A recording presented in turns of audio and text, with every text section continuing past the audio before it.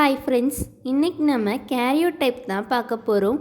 ஒரு செல்லில் எந்த இடத்துல குரோமோசோம் ப்ரெசென்ட் ஆகிருக்கு அப்படிங்கிறத படிக்கிறது தான் கேரியோடைப். கேரியோடைப் ஒரு க்ரீக் வேர்டு. கேரியோனா நியூக்ளியஸ். நியூக்ளியஸில் தானே குரோமோசோம் ப்ரெசென்ட் ஆகிருக்கு. ஸோ கேரியோ டைப்ஸ்னால் மார்க், எந்த இடத்துல ப்ரெசென்ட் ஆகிருக்குங்கிறத மார்க் பண்ணி படிக்கிறது தான் கேரியோடைப். குரோமோசோம் எப்படி அரேஞ்ச் ஆகிருக்குங்கிறத ஒரு பிக்சரில் சொல்கிறது இடியோகிராம். ஒரு செல்லில் குரோமோசோம் எங்கே இருக்குங்கிறது காட்டுறதுக்கு டை யூஸ் பண்ணி கலர் பண்ணி பார்க்கறது குரோமோசோம் பேண்டிங். கேரியோடைப்பில் குரோமோசோம் எத்தனை நம்பரில் ப்ரெசென்ட் ஆகிருக்கு, எந்த ஷேப்பில் ப்ரெசென்ட் ஆகிருக்கு, எந்த சைஸில் ப்ரெசென்ட் ஆகிருக்கு, நியூக்ளியஸில் அது எங்கே அரேஞ்ச் ஆகிருக்குங்கிறதெல்லாம் பற்றி படிப்போம்.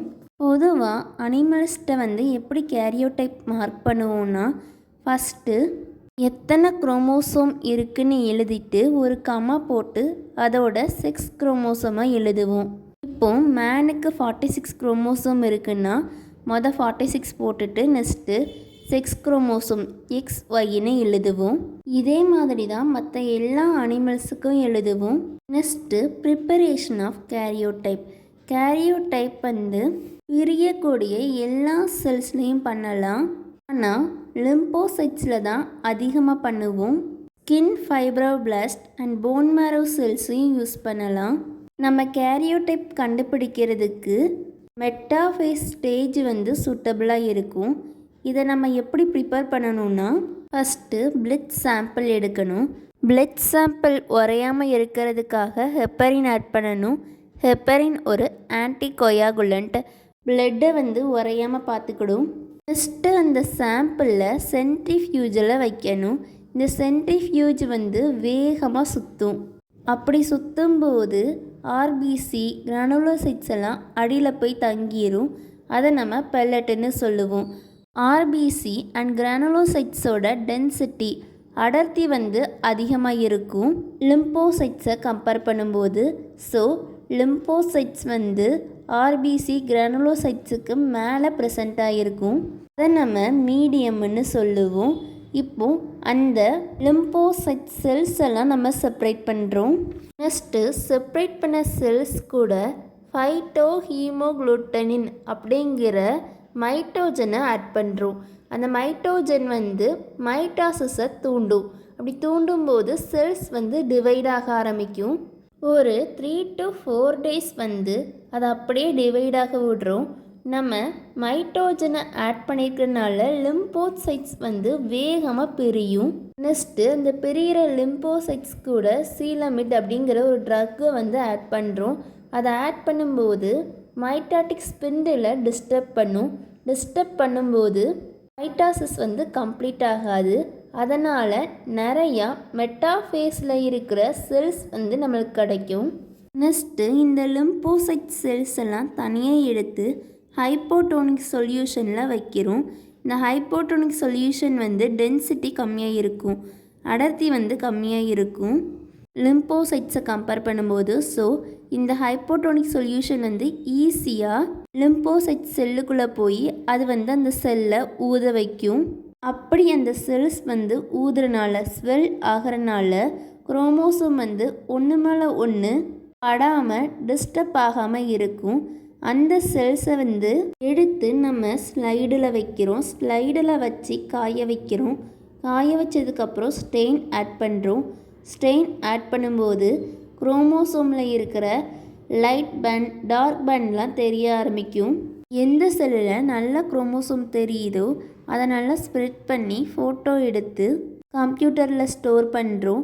அந்த ஸ்டோர் பண்ணதை சைஸ் அண்ட் ஷேப்பை வச்சு தனித்தனியாக கட் பண்ணி பர்ஸாக மாற்றுவோம். இப்படி தான் நம்ம ஒரு செல்ஸில் எத்தனை குரோமோசோம் இருக்குங்கிறத கண்டுபிடிப்போம். Next spectral karyotype. இதில் ஒரு அனிமலில் இருக்கிற ஒவ்வொரு பர்ஸ் ஆஃப் குரோமோசோமையும் ஒவ்வொரு கலரில் காட்டும். ஸோ ஸ்பெக்ட்ரல் கேரியோடைப்பில் ஈஸியாக பர்ஸை கண்டுபிடிச்சிடலாம். ஃப்ளூரோபோஸுங்கிறது ஒரு பொருள் லைட்டை உறிஞ்சி வெளியேற்றிச்சுன்னா, எமிட் பண்ணிச்சுன்னா அதை நம்ம ஃப்ளூரோபோஸுன்னு சொல்லுவோம். ஃப்ளூரோசென்ட்லி லேபிள்டு ப்ரோப்ஸுங்கிறது குரோமோசோமில் ஒட்டி இருக்கிற டிஎன்ஏயை குறிக்குது. குரோமோசோமில் இருக்கிற டிஎன்ஏ எல்லாமே லைட்டை ஒவ்வொரு விதமாக அப்சர்வ் பண்ணி வெளியேற்றுது, எமிட் பண்ணுது. ஃப்ளூரோபோஸ் கம்மியான எண்ணிக்கையில் இருக்கிறனால நிறைய ஃப்ளூரோபோஸ் ஒன்றா சேர்ந்து கம்பைன் ஆகி ஒரு புது கலர்ஸை உருவாக்குது. இந்த கலர் டிஃப்ரென்ஸை அனலைஸ் பண்ணுறதுக்கு இன்டர்ஃபெரோமீட்டர் அப்படிங்கிற ஒரு டிவைஸை யூஸ் பண்ணுவாங்க. இதை யூஸ் பண்ணும்போது சின்ன சின்ன கலர் டிஃப்ரென்ஸையும் நம்மளால் நோட் பண்ண முடியும். இந்த இன்டர்ஃபெரோமீட்டர் ஃப்ளூரசன்ஸ் மைக்ரோஸ்கோப்பில் அட்டாச் ஆகி இருக்கும்.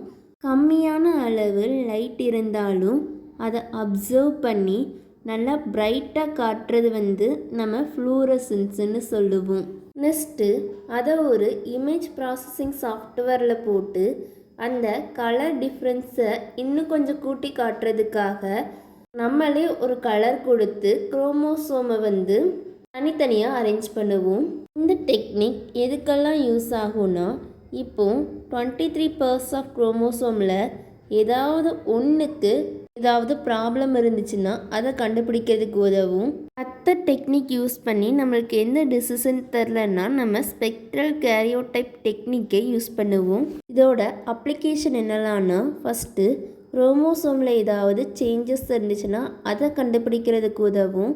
நெக்ஸ்ட்டு ஜெனட்டிக் டிசீஸாக இருக்கிற Down syndrome, Turner syndrome, Klinefelter syndrome இதெல்லாம் கண்டுபிடிக்கிறதுக்கு உதவும். நெக்ஸ்ட்டு ஃபியூட்டர் குரோமோசோமில் ஏதாவது ஜெனட்டிக் டிஸார்டர் இருக்காங்கிறத கண்டுபிடிக்கிறதுக்கு உதவும். கேன்சரால் நம்மளோட குரோமோசோமில் எந்தெந்த சேஞ்சஸ் வருது அப்படிங்கிறத கண்டுபிடிக்கவும். நெக்ஸ்ட்டு டியூமர் எப்படி உருவாகுது, ஏதாவது தெரப்பி எடுத்துக்கிட்டோன்னா அந்த தெரப்பிக்கு அந்த கேன்சர் செல்ஸ் எப்படி ரியாக்ட் பண்ணுது அப்படிங்கிறத பார்க்குறதுக்கெல்லாம் ஹெல்ப் பண்ணுது. அவ்வளோதான். தேங்க்யூ. தேங்க்ஸ் ஃபார் வாட்சிங் and don't forget to subscribe.